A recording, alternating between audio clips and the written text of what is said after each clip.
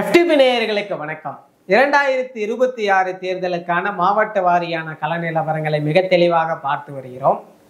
அந்த வரிசையில் இப்பொழுது நாம் பார்க்க இருக்கும் மாவட்டமானது கோயம்புத்தூர் மாவட்டம். இந்த மாவட்டத்தில் இருக்கக்கூடிய கள நிலவரங்களை பற்றி மிக தெளிவாக பேச நம்மோடு வம்சி அவர்கள் இணைந்திருக்கிறார். வணக்கம். சதீஷ், கோயம்புத்தூர் மாவட்டத்தின் கள நிலவரம் எவ்வாறு இருக்கிறது உங்களுடைய பார்வையில? இந்த கோவை மாவட்டம் இந்த கொங்கு மண்டலத்தினே ஒரு இதய பகுதி அப்படின்னு சொல்லலாம். நான் எல்லாருமே கோயம்புத்தூர்ல ஜெயிக்கிறது அவ்வளவு பெரிய பிரஸ்டீஜா ஜெயிச்சேன். கோயம்புத்தூர்ல ஜெயிச்ச கொங்கு மண்டலத்தை ஜெயிச்ச மாதிரி ஒரு அர்த்தம். ஸோ கடந்த சட்டமன்ற தேர்தலில் திமுக வெற்றி பெற்ற தேர்தலில் ஒரு தொகுதி கூட வெற்றி பெற முடியாத ஒரு மாவட்டம் இந்த மாவட்டம். சேலத்துல கூட ஒரு தொகுதி ஜெயிச்சிட்டாங்க. பட் கோயம்புத்தூர் மாவட்டத்துல ஒரு தொகுதி கூட வெற்றி பெறல. அதற்கு மெயின் ரீசன் வந்து முன்னாள் அமைச்சர் SP வேலுமணியின் அவரோட கிரவுண்ட் ஒர்க்கு பிளஸ் ஏடிஎம்கே இங்க ஸ்ட்ரக்சர்லேயே ரொம்ப ஸ்ட்ராங். எப்படி திமுகவுக்கு ஒரு சென்னையோ அதிமுகவுக்கு ஒரு கோயம்புத்தூர் அப்படின்ற மாதிரி இங்க இருக்கு. பிளஸ் திமுகவுக்கு வந்து அந்த தேர்தலில் வேற ஃபேக்டர்ஸ்லாம் அவங்களுக்கு ஒரு பின்னடைவு கொடுத்தது. குறிப்பா மக்கள் நீதி மையம் எப்படி சென்னையில வந்து அதிமுக பலவீனப்படுத்தினாங்களோ கோயம்புத்தூர்ல வந்து திமுக பலவீனப்படுத்துறாங்க. அதான் நம்ம இப்போ பண்ற அப்படி நான் எக்ஸ்பிளைன் பண்றேன். ஸோ இந்த மாவட்டத்தை பொறுத்தவரை மொத்தம் 10 தொகுதிகள் இருக்கு. முதலில் மேட்டுப்பாளையம் தொகுதி, அப்புறம் கோவை வடக்கு, கோவை தெற்கு, சிங்காநல்லூர், கவுண்டம்பாளையம், சூலூர், தொண்டாமுத்தூர், கிணத்துக்கடவு, பொள்ளாச்சி, அப்புறம் வால்பாறை. ஓகே, இந்த ஸோ இப்போ நம்ம மேட்டுப்பாளையத்திலிருந்து ஆரம்பிப்போம். இந்த மேட்டுப்பாளையம் தொகுதி என்பது வந்து ஃபர்ஸ்ட் காங்கிரஸ் ஆதிக்கத்தில் ஸ்ட்ராங்கா இருந்தது. அந்த ஊட்டி அந்த சைட்ல கொஞ்சம் இருந்து கொஞ்சம் இந்த பிளெயின்ஸ் வரும்போது காங்கிரஸ் ஆதிக்கம் வருது. பிளஸ் இந்த கோயம்புத்தூரே எடுத்தீங்கன்னா கொஞ்சம் ஃபர்ஸ்ட் எம்ஜிஆர் வரதுக்கு முன்னாடி ஒரு கம்யூனிஸ்ட் பெல்ட்டாக தான் இருந்தது. அப்போ அதில் காங்கிரஸ் போட்டு சின்ன ஓட்டாக இருந்தது. கிட்டத்தட்ட இப்போ எப்படின்னா கேரள அரசின் ஒரு பிரதிபலித்தாங்க. இப்போ கேரளாவில் எப்படி கம்யூனிஸ்ட் விசஸ் காங்கிரஸ் இருக்கு, அந்த மாதிரி இங்கே காங்கிரஸும் கம்யூனிஸ்டும் எம்ஜிஆர் வருவது வரை அவங்க டாமினண்டா இருந்தாங்க. இங்க திமுக வந்து 71 தேர்தலில் ஃபர்ஸ்ட் டைம் ஜெயிக்கிறாங்க, MC தோயாமணின்னு. அதற்கு பிறகு அதிமுக ஸ்டார்ட் பண்ண பிறகு அந்த கம்யூனிஸ்ட் ஓட்டு பெரிய அளவு அதிமுக வந்ததால அவர் மலையாளின்ற அந்த ஒரு லிங்க்ல அப்படியே வந்ததால அவர் அதிமுக டாமினேஷன் வந்து இந்த பகுதியில் ரொம்ப நல்லாவே இருக்கு. 71 தொடங்கி தொடர் வெற்றியில் அதிமுக இருந்தாங்க. 89 கூட இங்க திமுக வெற்றி பெறல, காங்கிரஸ் வெற்றி பெற்றாங்க. 96 தான் இங்க திமுக ஒரு பெரிய கேப்புக்கு அப்புறம் ஜெயிக்கிறாங்க. 96 இந்த வேவ்ல ஜெயிக்கிறாங்க. 96 அப்புறம் அதிமுக தொடர் வெற்றியில் இருக்காங்க. வெவ்வேறு கேண்டிடேட்ஸை போட்டு ஜெயிச்சிட்டு இருக்காங்க இந்த மேட்டுப்பாளையம் தொகுதியை பொறுத்தவரை. இதுல வந்து இப்போ 2011 பொசிஷன் எப்படி இருக்கு பார்த்தோன்னா, 2011 அதிமுக வேட்பாளர் திரு OK சின்னராஜ் இவங்க வந்து 54% ஓட்டு எடுத்து ஜெயிக்கிறாரு. 2000 B அருண்குமார் இவர் வந்து 96 திமுக வெற்றி பெற்ற வேட்பாளர். அவர் வந்து கிட்டத்தட்ட 39.5%. ஒரே வேட்பாளர் கொஞ்சம் ஸ்ட்ராங்கா அந்த கனெக்டட் இருந்தே இருக்கு. அப்படி இருந்தாலும் அவரோட 40% அந்த தோக்கல் எலெக்ஷனை கூட வாங்குறாங்க. அந்த ஏற்பாடு கொஞ்சம் ஸ்ட்ரக்சர் மெயின்டைன் பண்றாங்க. பட் அதிமுக ஸ்ட்ரக்சரிங் ரொம்ப ஸ்ட்ராங்கா இருக்கு. அதனாலதான் இந்த 54 39.5 டிஃபரன்ஸ் வருது. மூன்றாவது இடத்துல பாஜக, அவங்களுக்கு இங்க 3% ஓட்டு இருக்கு. அடுத்து 2016 தேர்தல் அப்படின்னா சின்னராஜ் வந்து 44.4%. அந்த தேமுதிக கூட்டணி போன பிறகு அதிமுக தனிச்சென்றது 44.4%. அப்ப திமுக வந்து வேற வேட்பாளர் சீட்டு கொடுக்குறாங்க. அவர் வந்து இவர் அருண்குமார் எடுத்த சீட் எடுக்கல, 36.7 சீட் ஒருத்தர் எடுக்கிறாரு. இவங்க தமிழ் மாநில காங்கிரஸ் அன்னைக்கு வந்து மக்கள் நல கூட்டணி கண்டஸ்ட் பண்ணாங்க. அவங்க வந்து ஒரு 13,000 ஓட்டு எடுத்திருக்காங்க, 6.3%. பாஜக வந்து ஒரு 5% ஓட்டு இன்க்ரீஸ் பண்ணியிருக்காங்க, 10,000 ஓட்டு. நாம் தமிழர் முதல் தேர்தலில் 1,500 ஓட்டு அப்படி எடுத்திருக்காங்க. இப்போ 2021 தேர்தலை பொறுத்தவரை இந்த 44-5 சேரும்போது 49 வாங்கணும் அதிமுக ஐடியில. ஆனா இவங்க 46.7% ஓட்டு எடுக்கிறாங்க.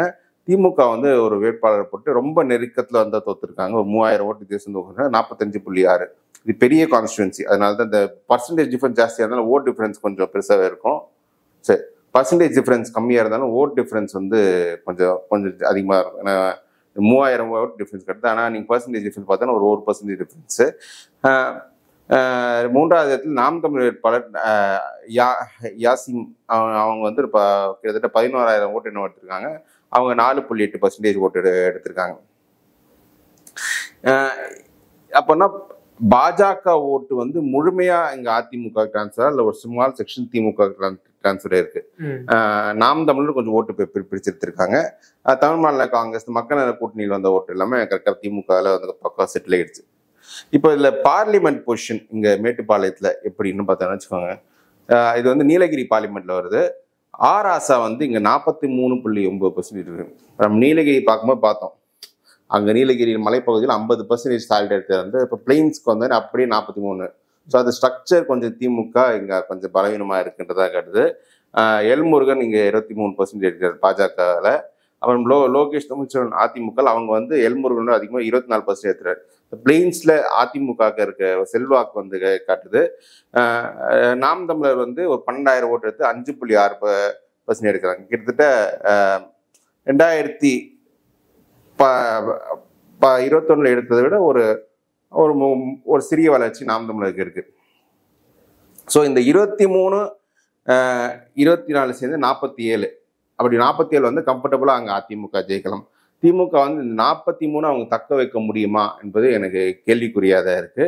ஏன்னா அது பார்லிமெண்ட் ஆராசா வேட்பாளர்ன்ற அந்த பாயிண்ட்ல வந்தது. சட்டமன்ற தொகுதியில வந்து சட்டமன்ற தேர்தலில் வந்து எஸ்பி வேலுமணி அவரோட கிரவுண்ட் ஒர்க் எல்லாம் கொஞ்சம் ஸ்ட்ராங்காக இருக்கும்போது இந்த ஓட்டு தக்க வைக்க முடியுமான்ற சந்தேகம் தான் இருக்கு. அந்த அடிப்படையில் இந்த தொகுதி வந்து அதிமுக ஃபேவரபிளாக தான் இருக்குன்னு தான் நான் சொல்றேன், இந்த மேட்டுப்பாளையம் தொகுதியை பொறுத்தவரை. அடுத்து சூலூர் சட்டமன்ற தொகுதி. சூலூர் தொகுதி பொறுத்தவரை இது வந்து 2008 டீலிமிட்டேஷனுக்கு அப்புறம் தான் ஃபார்ம் பண்றாங்க. 2011 எங்க அதிமுக கூட்டணியில் தேமுதிக ஜெயிக்கிறாங்க, தினகரன்றவர். அப்புறம் 16 கனகராஜ்ன்றவர் ஜெயிக்கிறாரு. அதுக்கப்புறம் பை எலெக்ஷன் வந்து பை எலெக்ஷனும் பார்லிமெண்ட் எலெக்ஷன் ஓட்டி நடந்த 22 தொகுதி பை எலெக்ஷன்ல இது மிங்கில வச்சு அதுல வந்து விபி கந்தசாமி ஜெயிக்கிறார். அவரே வந்து 21 மீண்டும் ஜெயிக்கிறாரு. ஸோ ஃபர்ஸ்ட் நம்ம இந்த 2011 நம்ம ட்ரெண்ட் பார்த்துடலாம். 2011 வந்து தேமுதிகவை சேர்ந்து தினகரன் கண்டெஸ்ட் பண்றாரு. இப்போ கொங்கு நாடு மக்கள் கட்சி ஈஸ்வரன் தான் திமுக கூட்டணியில் கண்டெஸ்ட் பண்றாரு. அவர் தினகரன் 52% எடுக்கிறாரு, ஈஸ்வரன் 34%. இந்த பகுதியை பொறுத்து கொங்கு வளார கவுண்டர் ஓட்டு வந்து கொஞ்சம் சூலூர்ல கொஞ்சம் அதிகமா இருக்கும். மற்ற எல்லா தொகுதியோட கொஞ்சம் டாமினண்டா இருக்கும், 50% எப்படி இருக்கும். ரெண்டாவதா சரி 2016 எப்படி பார்த்தேன்னா திரு கனகராஜ் அதிமுக வேட்பாளர் அவர் வந்து 47.3% அவர் எடுக்கிறாரு. அப்போ காங்கிரஸ் கொடுக்குறாங்க இந்த சீட்டு. காங்கிரஸ் வந்து அது திமுக ஈஸ்வரன் 11 எடுத்ததை விட மோசமாக எடுத்திருக்காங்க, 30.9% தான். பாஜகவுக்கு வந்து இங்கே நல்ல ஒரு 6.3% நல்ல ஒரு ஓட்டு கட்டு 13,000 ஓட்டு எடுத்திருக்காங்க. அப்புறம் தேமுதிகவும் தினகரன் ஒரு 13,000 ஓட்டு எடுத்திருக்காரு. கொங்கு நாடு மக்கள் தேசிய கட்சி அவங்க வந்து அந்த கொஞ்சம் பிரசன்ஸ் இருக்கு, அவங்க ஒரு 10,000 ஓட்டு எடுத்திருக்காங்க. இது வந்து 2016 சட்டமன்ற தேர்தலில். 19 இடைத்தேர்தல் பார்த்தோன்னு வச்சுக்கோங்க, திமுகவிலேருந்து ஒரு முன்னாள் அமைச்சர் பொங்கலூர் பழனிசாமி இங்கே ஃபீல் பண்ணாங்க. விபி கந்தசாமி அந்த இடைத்தேர்தல் ரொம்ப குரூஷியல்ன்றதால ரொம்ப ஒரு டஃப் ஃபைட்டு கொடுத்தாங்க திமுக. டஃப் ஃபைட்டு கொடுத்து ஒரு 10,000 ஓட்டு வித்தியாசத்தில் திமுக தோத்துருக்கு. விபி கந்தசாமி வந்து 44.7% எடுத்திருக்காரு. அந்த அது வந்து பார்லிமெண்ட்ல அப்படி அதிமுக ஃபேவரில் அலை இருந்தபோது 44.7%. பொங்கலூர் பழனிசாமி வந்து ஒரு 40% ஓட்டு அப்படி எடுத்துட்டாரு. 3வது இடத்துல அமமுக அவர் வேட்பாளர் 16,000 ஓட்டு எடுத்திருக்காங்க. நாம் தமிழர் பொறுத்தவரை நீங்க வந்து 2016 முதல் தேர்தலில் வந்து அவங்க கிட்டத்தட்ட 3,000 ஓட்டு கிட்ட இருக்கு, 2,800 ஓட்டு எடுத்திருக்காங்க. இடைத்தேர்தலில் 4,300 ஓட்டு எடுத்திருக்காங்க. இப்போ சட்டமன்ற தேர்தல் எப்படி பிரதிபலி பார்த்தோம்னா சட்டமன்றத்தில் வந்து விபி கந்தசாமி இன்னும் கொஞ்சம் இன்க்ரீஸ் பண்ண 44 49 போயிடுறாரு. அந்த கிரவுண்ட் ஒர்க் எல்லாத்தையுமே திமுக வந்து கொஞ்சம் பலவீனப்பட்டிருக்கு. ஏன்னா இது வந்து கொங்கு நாடு மக்கள் தேசிய கட்சி வேட்பாளர் திமுக சின்னத்தில் கண்டெஸ்ட் பண்ண கொஞ்சம் பலவீனப்பட்டிருக்காரு. நாம் தமிழர் வந்து நீங்க இதுல இடைத்தேர்தல் எடுத்ததை விட கொஞ்சம் ஜாஸ்தியா போய் 16,400 ஓட்டு எடுத்திருக்காங்க. திமுக ஓட்டை கொஞ்சம் பிரிச்சிருக்காங்க நாம் தமிழர். மக்கள் நீதி மையமும் இங்க கமலஹாசன் இங்க கோவை தெற்குல கண்டெஸ்ட் பண்ணா மக்கள் நீதி மையத்துக்கு நல்ல இங்க ஓட்டு கொஞ்சம் வந்திருக்கு. அவர் 12,000 ஓட்டு கிடைச்சிருக்கு, 5%. இதெல்லாம் திமுக போக வேண்டிய ஓட்டு தான். அதெல்லாம் பிரிச்சதால திமுக வந்து ஒரு 36% ஓட்டு வருது. அதிமுக வேட்பாளர் 49% போயிருக்காரு. அடுத்து இதுல வந்து பார்லிமெண்ட் பொசிஷன் எப்படி இருக்குன்னு பார்த்தோம்னா, பார்லிமெண்ட்ல வந்து இது கோயம்புத்தூர் பார்லிமெண்ட் எடுத்து அண்ணாமலை போட்டியிட்ட தொகுதி. அதுல வந்து அண்ணாமலை வந்து 31% எடுக்கிறார். திமுகவை சேர்ந்த கணபதி ராஜ்குமார் அவர் அந்த லோக்கல்ல கொஞ்சம் நல்ல ஓட்டு இருந்தார், நான் ஒரு 40% கிட்ட வந்துடுறாரு. அதிமுக வேட்பாளர் சிங்கை ராமச்சந்திரன் 21% எடுக்கிறாரு. அப்புறம் நாம் தமிழர் அவங்க வந்து அதே 13,000 அந்த ஓட்டை டீசன்ட் மெயின்டைன் பண்ணிட்டாங்க. அவங்க வந்து ஒரு சீரியஸ் ஒரு பின்னடைவு இருக்கும் சட்டமன்றத்துக்கு. இது ஏன்னா காரணம், நீங்க அண்ணாமலை கண்டெஸ்ட் பண்றதால அவங்களுக்கு அந்த நியூட்ரல் ஓட்டர்ஸ் கொஞ்சம் அங்கே போயிருக்கு. அதுல கூட 13,000 ஓட்டு வந்து ரீட்டைன் பண்ணது வந்து ஒரு நிச்சயமாக பாராட்ட வேண்டிய விஷயம்.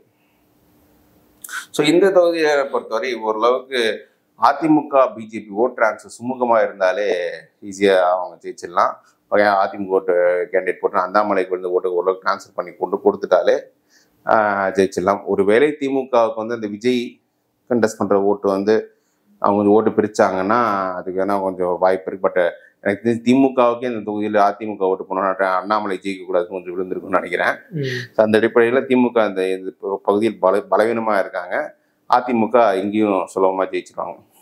அது கோவை வடக்கு தொகுதி. இந்த தொகுதியை பொறுத்தவரை இது 2008 டீலிமிட்டேஷனுக்கு அப்புறம் ஃபார்ம் பண்ண தொகுதி. இதில் வந்து நடந்த 3 தேர்தலுமே அதிமுக ஜெயிக்கிறாங்க. அதிமுக சேர்ந்த மலர்வண்ணன் அப்புறம் பிஆர்ஜி அருண் 14 ஜெயிக்கிறாரு. அப்புறம் அம்மன் அர்ஜுனன் இப்போ சிட்டிங் எம்எல்ஏ இருக்காரு. அவர் ஸோ 3 தேர்தல் அதிமுக தான் இருக்கு. 2011 ட்ரெண்ட் எப்படி இருக்குன்னு பார்க்கலாம். 2011 மலர்வண்ணன் வந்து 60% போயிட்டு எடுத்து ஜெயிக்கிறாரு. திமுக வேட்பாளர் வேணுகோபால் வந்து 34.2% எடுக்கிறாரு. அப்புறம் 16 வந்து பிஆர்ஜி அருண் வந்து 41% எடுக்கிறாங்க. அவர் எதிர்த்து போட்டிட்ட மீனலோகுன்ற கேண்டிடேட் வந்து ஒரு நல்ல கேண்டிடேட். அவங்க வந்து இப்போ பகுதி செயலாளர் இங்கே இருக்காங்க. அன்றைக்கி கோயம்புத்தூரில் அவங்க கவுன்சிலர் வந்து அவங்க ரொம்ப ஒரு கிட்டத்தட்ட 40% கிட்ட எடுத்திருக்காங்க.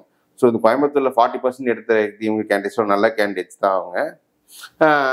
அப்புறம் பாஜக அங்கே 8% இங்கே கோயம்புத்தூர் சிட்டிக்குள்ள அது தனிச்சு போட்டிட்டு தேர்தல் 2016 தேமுதிக ஒரு 6.5% இருக்கு. நாம் தமிழர் வந்து ஒரு 3000 ஓட்டு அதிகமாக இருக்கு. இன்னும் அர்பன் சைடுன்றதால ஃபர்ஸ்ட் எலெக்ஷன்லேயே அவங்க எடுத்தாங்க. 21 என்ன ஆகுதுன்னா இந்த 41 இந்த 8 சேருதான்னு பார்த்தா சேரலை. ஏன்னா இந்த 8ன்றது மாற்று வந்த ஓட்டு. அமர்ராஜன் 40% எடுக்கிறாரு. அந்த 8% வந்து அப்படியே மக்கள் நீதி மையம் போயிருக்கு. மக்கள் நீதி மையம் 13% எடுத்திருக்காங்க. நாம் தமிழர் நல்ல வளர்ச்சி காட்டிருக்காங்க 5.5%.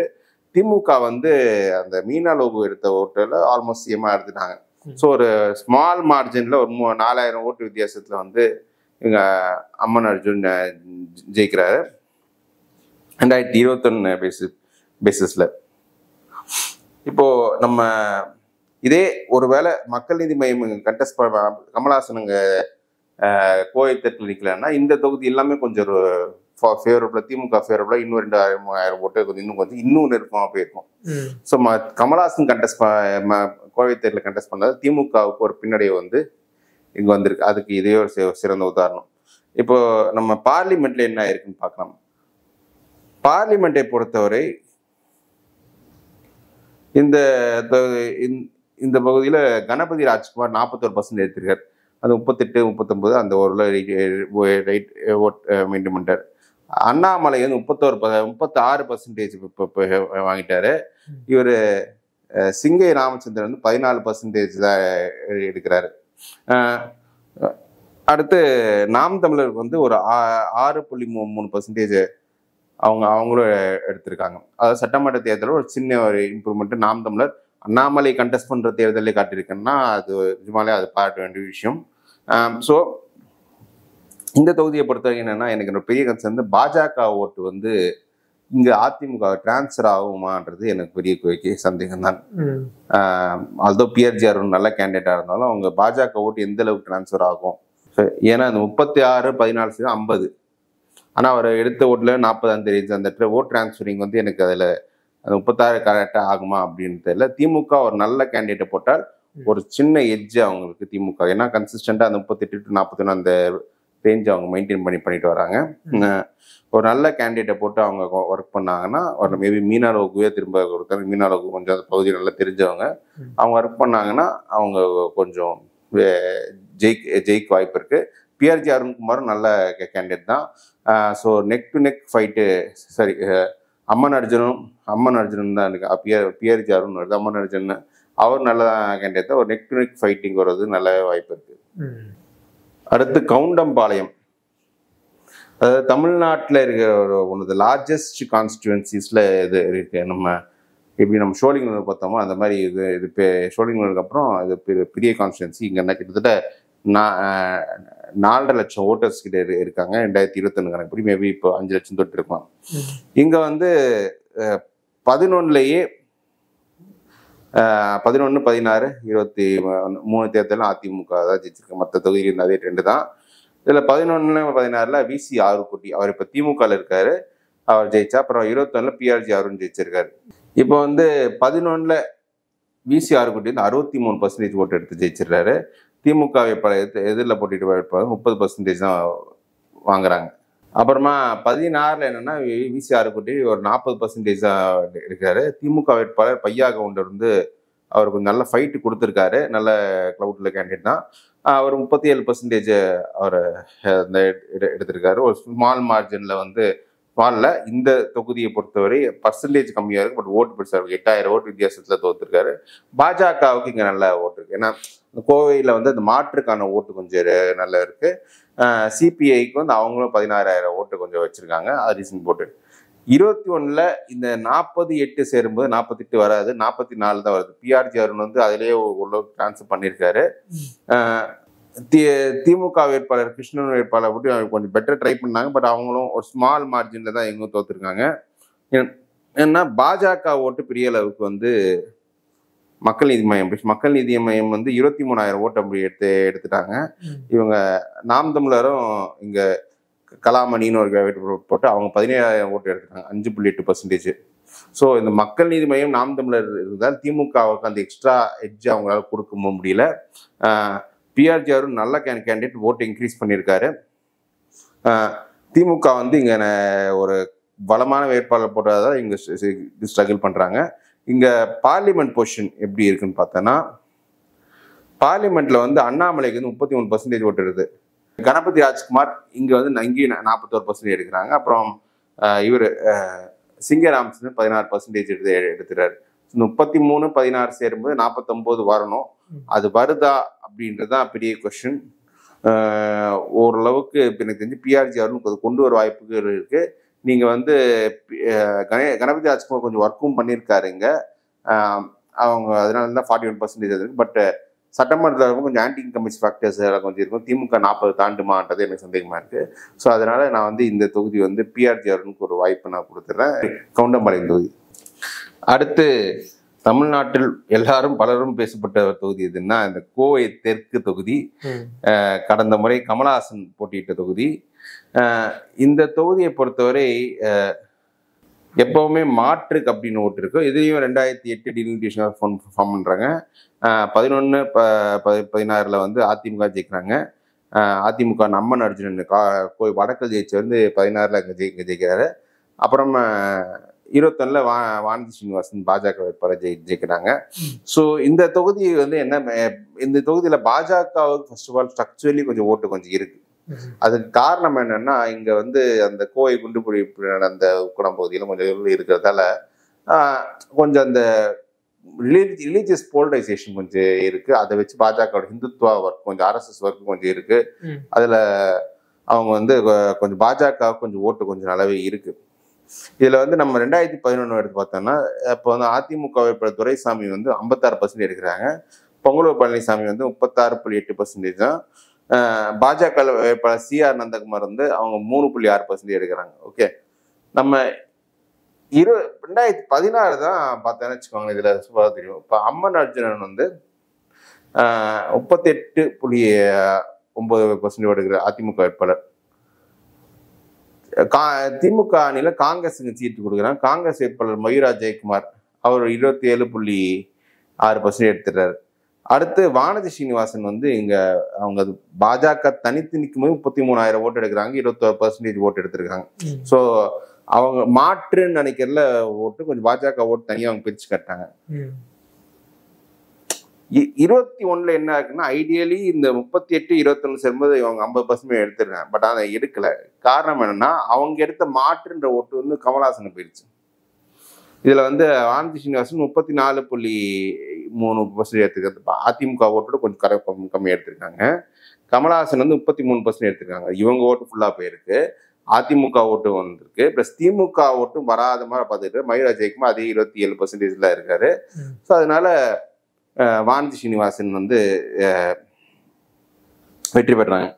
ஸோ இந்த தொகுதியை பொறுத்தவரை இது யார் கேண்டிடேட்டு, ஏன்னா இதுல ஒரு மாற்றுன்னு நினைக்கிற ஓட்டு கொஞ்சம் இருக்கு. ஏன்னா அந்த ஓட்டு இப்போ அதிமுக பிஜேபி கூட்டணி இருக்கும்போது பாஜகவோட அந்த ஓட்டு அதிமுக டிரான்ஸ்ஃபரால அதிமுக ஓட்டு நம்பி தான் இருக்கு. இப்போ நம்ம பார்லிமெண்ட் ரெண்டும் பார்ப்போமே. பார்லிமெண்ட் இப்போ பொறுத்தவரை இங்க வந்து அண்ணாமலை வந்து இங்க 37.7% எடுத்துட்டாரு. சிங்கை ராமச்சந்திரன் வந்து இங்க 13% எடுத்துட்டாரு. கணபதி ராஜ்குமார் 43% எடுத்துறாரு. அப்புறம் நாம் தமிழர் வந்து 4.8% தான். நாம் தமிழர் வந்து 21 தேர்தலே கமல்ஹாசன் போட்டு 4,300 ஓட்டு தான் இருக்கு. 2.7% தான். அதுல 2% கொஞ்சம் கூடுதலா வாங்கியிருக்காங்க. ஸோ என்னை பொறுத்தவரை இதுல வந்து திமுக உதயசூரியனே கண்டெஸ்ட் பண்ணா உறுதியை வெற்றி பெறலாம். ஏன்னா பாஜக ஓட்டு அதிமுக டிரான்ஸ்பர் ஆகுதுல ஒரு சிக்கல் இருக்கு.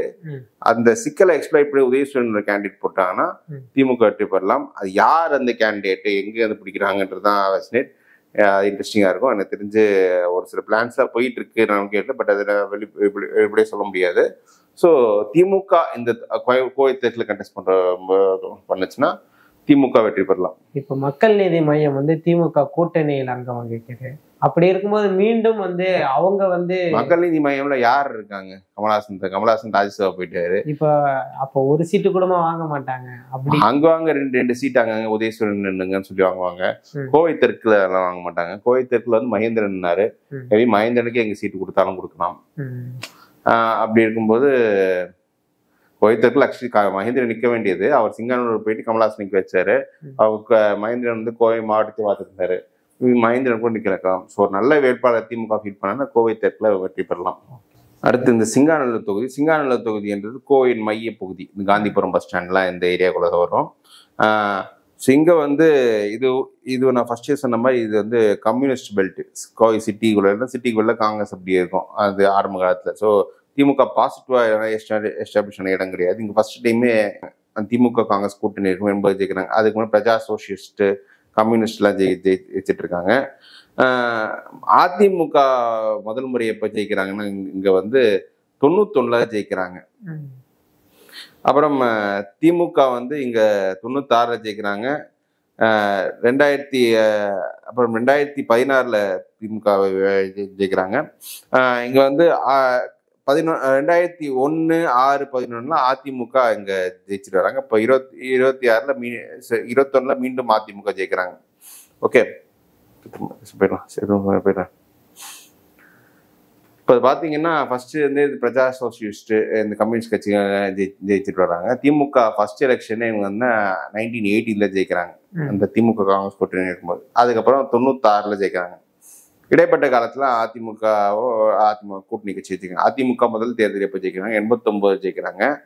அப்புறம் 91 ஜெயிக்கிறாங்க. மன்னிக்கணும், அதிமுக ஃபர்ஸ்ட் எலெக்ஷனே வந்து 91 ஜெயிக்கிறாங்க. 89 திமுக ஜெயிக்கிறாங்க. 91 அதிமுக ஜெயிக்கிறாங்க. அதன் பிறகு 96 தோல்வி அடைகிறாங்க. 2001 கம்யூனிஸ்ட் கட்சி ஜெயிக்க அதிமுக வந்து. அப்புறம் 6, 11 அதிமுக மீண்டும் ஜெயிக்கிறாங்க. 16 திமுக இப்ப சிங்கானூர் கார்த்திக் அவர் ஜெயிக்கிறாரு. இப்போ 21 21ல மெயின்னா அந்த ஓட் ஸ்பிளிட். நான் இப்போ கோவை தெற்கு சொன்னல, இவர் மகேந்திரன் இங்க என்ன கோவை தெற்கு நிற்க வேண்டியவர் இங்க வந்து நின்னாரு. அவர் கொஞ்சம் நல்லா ஒர்க் பண்ணதால அந்த அரசுக்கு எதிரான வாக்குகள் திமுக முழுசாக இந்த வரல. அதில் ஓட் ஸ்பிளிட் ஆகிட்டு அதிமுக ஜெயிச்சிருச்சு. ஸோ ஃபர்ஸ்ட் நம்ம வந்து 11 நம்பர்லேயே போயிடலாம். 11ல் அதிமுக சேர்ந்த சின்னசாமி ஆர் வந்து இங்க எடுத்து 90,000 ஓட்டு போட்டு 56% ஓட்டு எடுத்திருக்காரு. மயூரா ஜெயக்குமார் வந்து 55,000 ஓட்டு வாங்கியிருக்காங்க, 34.7% இருக்கிறாரு. அடுத்து 2016 சிங்காநல்லூர் கார்த்திக், அவர் தான் 2016 திமுக ஜெயிச்ச ஒரே எம்எல்ஏ இந்த கோயில் இந்த கோவில்பட்டி டிஸ்ட்ரிக்ட்ல. அவர் வந்து 40% எடுத்துட்டாரு. 2000 அதிமுக சிங்கமுத்து 37.2% எடுக்கிறாரு. பாஜகவுக்கு வந்து ஒரு 8.8% இருக்கு, பாஜகவுக்கு ஓட்டு இருக்கு. நாம் தமிழர் 4300 ஓட்டு இருக்காங்க. அப்புறம் மக்கள் நீதி மையம் வந்து ஒரு மக்கள் நீதி மையம் மதிமுக, அதாவது மக்கள் நல கூட்டணியில 16 ஓட்டு மதிமுக எடுக்கிறாங்க, அவங்க 5.8% எடுக்கிறாங்க. ஸோ ஐடியலி இந்த 5.8 40க்கு டிரான்ஸ்ஃபர் ஆயிருக்கணும், 8.37க்கு டிரான்ஸ்ஃபர் ஆயிருக்கணும். அது ஆயிருக்கான்னு பார்த்தோம்னா 21ல் பார்த்தோம்னா அதிமுகவுக்கு சிறிய அளவுக்கு இறங்கிய கொஞ்சம் இருக்கு. திமுகவுக்கு வந்து சுத்தமா ஓட்டு வரல. என்ன திமுக ஓட்டோடு சேர்த்து அந்த மதிமுக ஓட்டு அந்த மதிமுக ஓட்டு அப்படியே திமுக ஓட்டுல ஒரு பகுதியும் சேர்த்து மதிமுக ஓட்டு அப்படியே மக்கள் நீதி மையம் போயிடுச்சு. அந்த மகேந்திரன் கண்டஸ்பர் அவர் வந்து 36,000 ஓட்டு எடுத்து 18% டெபாசிட் வாங்குற அளவுக்கு ஓட்டு எடுத்திருக்காரு. நாம் தமிழர் வந்து அவர் நல்லா பெர்ஃபார்ம் பண்ணதால நாம் தமிழர் வந்து இங்க பெருசா growth காட்ட முடியல. அவங்க 8,300 ஓட்டு, மற்ற தொகுதியில 8,300 ஓட்டு தான் எடுக்கிறாங்க. இவர் வந்து ஒரு கிட்டத்தட்ட 10,000க்கு மேற்பட்ட வாக்கு இந்த சிங்கநல்லூர் கார்த்திக் தூக்குறாரு. அதிமுக ஜெயராமன் வந்து அந்த அதிமுக பேஸ் வீட்டு போட்டை கொஞ்சம் இன்க்ரீஸ் பண்ணி ஜெயிச்சிட்டாங்க. இதுல வந்து பார்லிமெண்ட் பொசிஷன் என்னன்னா சிங்கை ராமச்சந்திரனோட சொந்த தொகுதி இது. இதுல வந்து அண்ணாமலை வந்து 34% இங்க எடுக்கிறாரு. சிங்கை ராமச்சந்திரன் வந்து 16%. அப்புறம் கணபதி ராஜ்குமார் இங்கேயும் 42% இப்படி எடுத்திருக்காரு. என்டிகேக்கு வந்து 5.5%. அது சட்டமன்ற தேர்தலில் ஒரு சிறிய வளர்ச்சி என்டிகேக்கும் கிடைச்சிருக்கு. ஸோ என்னை பொறுத்தவரை இது வந்து இதுலயும் ஒரு பெரிய சேலஞ்ச் என்ன, அந்த அதிமுக பிஜேபி ஓட் டிரான்ஸ்ஃபர் தான் இருக்குன்னு நினைக்கிறேன். இது ரொம்ப டைட்டான ஃபைட் கான்ஸ்டிடுவன்சியா இருக்கும். சிங்காநல்லூர் கார்த்திக் தான் மீண்டும் ஃபைட் பண்ணுவாரு. கணபதி ராஜ்குமாருக்கே இதுன்றதால கார்த்திக் எந்த அளவுக்கு அந்த 42 தாண்டுவாங்கன்னு தெரியல. அதிமுகவுக்கு வந்து அந்த ஓரளவு ஸ்ட்ரக்சர் இருக்கு, அந்த ஸ்ட்ரக்சர் வச்சு வந்துருவாங்க. ஸோ என்னை பொறுத்தவரை இதுல வந்து ஒரு க்ளோஸ் ஃபைட்டு. நான் அதிமுகவுக்கு இங்க எட்ஜ் கொடுக்குறேன். அடுத்து தொண்டாமுத்தூர் சட்டமன்ற தொகுதி. ஸோ இந்த தொகுதியை பத்தி நம்ம ரொம்ப நேரம் அனலைஸ் பண்ணிட்டு இருக்க தேவையில்லை. எஸ்பி வேலுமணியோட தொகுதி. அவர் வந்து 2011 அவர் தான் இங்க ஜெயிச்சுட்டு வர்றாரு. நீங்க பாத்தீங்கன்னா இதுவும் வந்து கொஞ்சம் டிஎம்கே பாசிட்டிவ் ஷேப்ல திமுக அதிமுக மாறி ஜெயிச்சுட்டு இருக்கு இந்த பகுதி. 67, 71 திமுக ஜெயிக்கிறாங்க. அப்புறம் 77 தொடர்ந்து 3 தேர்தல் அதிமுக, 89 திமுக கூட்டணியில் கம்யூனிஸ்ட், 91 அதிமுக, 96 திமுக, அப்புறம் 2006 மீண்டும் திமுக. திமுக அதிமுக மாறி ஜெயிச்சுட்டு வந்தாங்க. 11க்கு அப்புறம் இவர் வேலுமணி இங்க தொடர் வெட்டியில உட்காந்துட்டார். ஸோ 11லேருந்து வருவோம் வேலுமணியோட பெர்ஃபார்மன்ஸ் எப்படின்னு பார்த்தோம்னா 11லேயே வேலுமணி வந்து 60% தாண்டிட்டாரு. 2வது வந்து காங்கிரஸ் வேட்பாளருக்கு இங்க சான்ஸே கொடுக்கல. 16 என்னன்னா அப்பவும் 50% மெயின்டைன் பண்றாரு. இதுல இந்த மாதிரி திமுக கண்டஸ்ட் பண்ணாம மனிதநேய மக்கள் கட்சிக்கு சீட்டு கொடுத்துருக்காங்க. கொஞ்சம் முஸ்லீம் ஓட்டு இருக்கு. பட் அந்த முஸ்லிம்ஸே தனக்கு ஓட்டு போடுற அளவுக்கு வச்சிருக்காரு. ஸோ அவர் அதுலேயும் ஒரு 55% எடுத்தாரு. 21ல் என்ன ஆகுதுன்னா ஒரு சின்ன இப்பவும் 50% மேல கன்சிஸ்டன்ட் எடுத்திருக்காரு. திமுக வேட்பாளர் இந்த கார்த்திகேய சிவசேனா அவர் வந்து 35% எடுத்திருக்காரு. மக்கள் நீதி மையம்க்கு இங்க கமலஹாசன் இங்க ஒரு டீசென்டான ஓட்டு கிடைச்சது, 16,000 ஓட்டு கிடைச்சிருக்கு. நாம் தமிழருக்கு வந்து இங்க பெருசா நாம் தமிழர் வந்து 2016 ஃபர்ஸ்ட் எலெக்ஷன்ல வந்து 2,400 ஓட்டு எடுத்திருக்காங்க. இங்க வந்து 8,000 லட்சம் ஓட்டு தான் எடுக்கிறாங்க. ஸோ எஸ்பி வேலுமணி ஓரளவுக்கு நாம் தமிழர் கண்ட்ரோல் பண்ணிட்டாரு இந்த தொகுதியை பொறுத்தவரை. இந்த தொகுதியை பொறுத்தவரை நம்ம ரொம்ப நான் சொன்ன மாதிரி எஸ்பி வேலுமணி தான்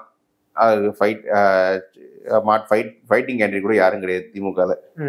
தொண்டாமுத்தூர்ல 24ல வந்து எப்படி திமுக 24ல திமுக லீடு வந்திருக்கு. திமுக 43% எடுத்து வந்திருக்கு. 2வது இடத்துல பாஜக, 3வது இடத்துல அதிமுக, 3வது இடத்துல பாஜக. அது ஒரு ஸ்மால் இந்த பாயிண்ட் டிஃபரன்ஸ் எல்லாம் கொஞ்சம் ஸ்பிளிட் இருக்கு.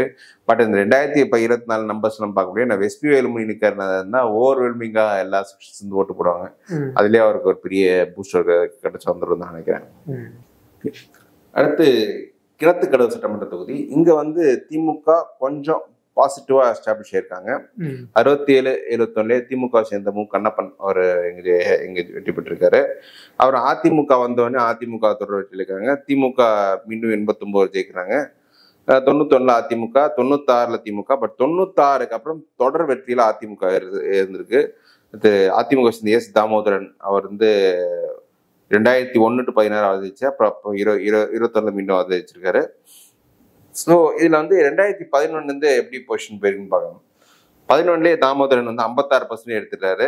திமுக சேர்ந்த கண்ணப்பன் வந்து கண்டெஸ்ட் பண்ணி 38% ஒரு ஓட்டு வருது. பாஜகவுக்கு ஒரு 4,500 ஓட்டு இருக்கு. 16 என்ன ஆகுதுன்னா, இதே ஏ சண்முகம் அதிமுக கண்டெஸ்ட் பண்ணி 42.8% எடுத்திருக்காரு. திமுக இப்ப குறிஞ்சி பிரபாகரன் வந்து ஒரு ஸ்மால் மார்ஜின்ல 2000 ஓட்டு வித்தியாசத்துல 2000 ஓட்டோட கம்மியா ஓட்டு வித்தியாசத்தை தோத்துருக்காரு. பாஜகவுக்கு வந்து இங்க நல்ல வளர்ச்சி 4,500 ஓட்டு இருந்தாங்க. 11,000 ஓட்டு மேல அவங்க பாஜகவுக்கு போயிடுச்சு. அப்புறம் நாம் தமிழர் முதல் தேர்தலில் வந்து 2000 ஓட்டு கம்மியா அங்க எடுத்திருக்காங்க. மதிமுகவுக்கு வந்து 16ல வந்து மக்கள் நல கூட்டணியில பெருசா அங்க ஓட்டு வரல. ஸோ இப்போ இந்த 42-5 நம்ம 21ல சேர்ந்துருக்குன்னா பெருசா சேரல. தாமோதரன் வந்து 44% ஓட்டு எடுத்திருக்காரு. மீண்டும் குறிஞ்சி பிரபாகரன் வந்து ஒரு ஸ்மால் மார்ஜின்ல தோத்துருக்காரு, 43.6%. மக்கள் நீதி மையத்துக்கு ஒரு 13,000 ஓட்டு வந்திருக்கு. ஒருவேளை மக்கள் நீதி மையம் அந்த ஓட்டு ஒழுங்கா இல்லைன்னா அதுல திமுக ஜெயிச்சிருப்பாங்க. நாம் தமிழரும் இங்க ஒரு 4.9% ஓட்டு எடுத்திருக்காங்க, 10,000 ஓட்டு மேல. வந்து இந்த தொகுதியில் பார்லிமெண்ட் பொசிஷன் எப்படி இருக்குன்னு பார்த்தோம்னா, இது வந்து பொள்ளாச்சி பார்லிமெண்ட்ல வரும்.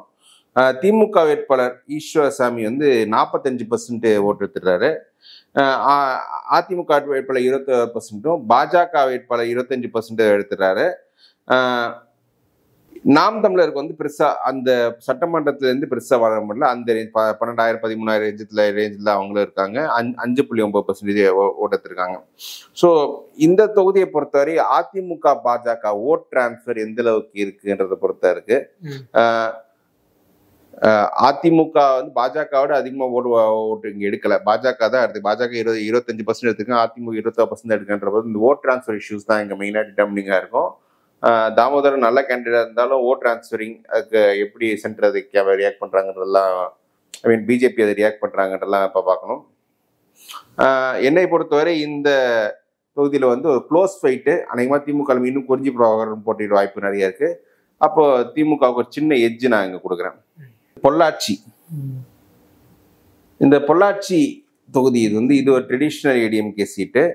திமுக அந்த எஸ்டாப்ளிஷ் ஆன புதுசுல 67-71 ஜெயிச்சுதான். அதுக்கப்புறம் ஃபுல்லாவே அதிமுக வசம் தான் இருக்கு.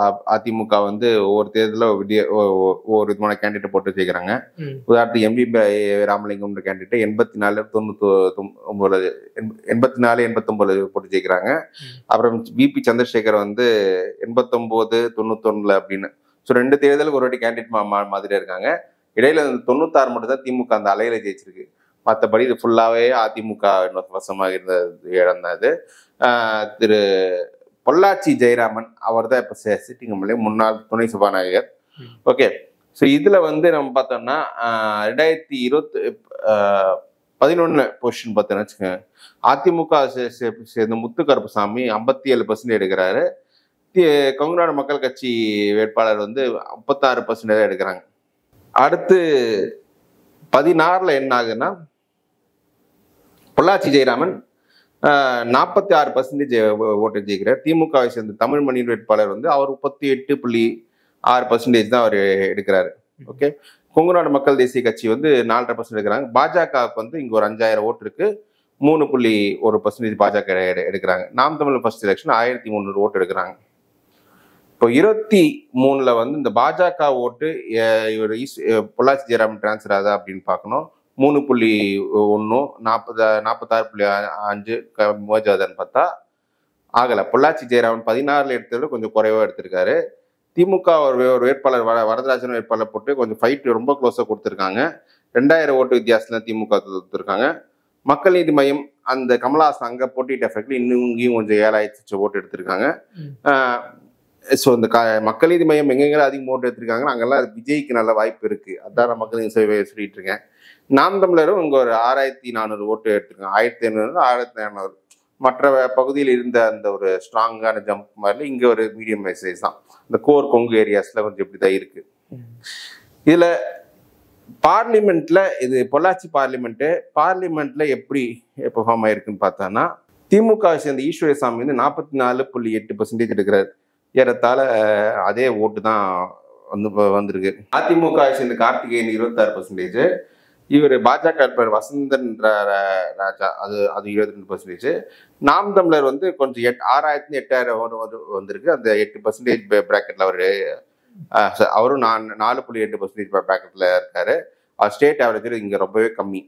ஸோ அந்த அடிப்படையில் பார்க்கும்போது திமுக வந்து இவங்க 44-43 தான் அவங்க சேச்சுரேட் ஓட்டே இங்க இருக்குன்னு நினைக்கிறேன்.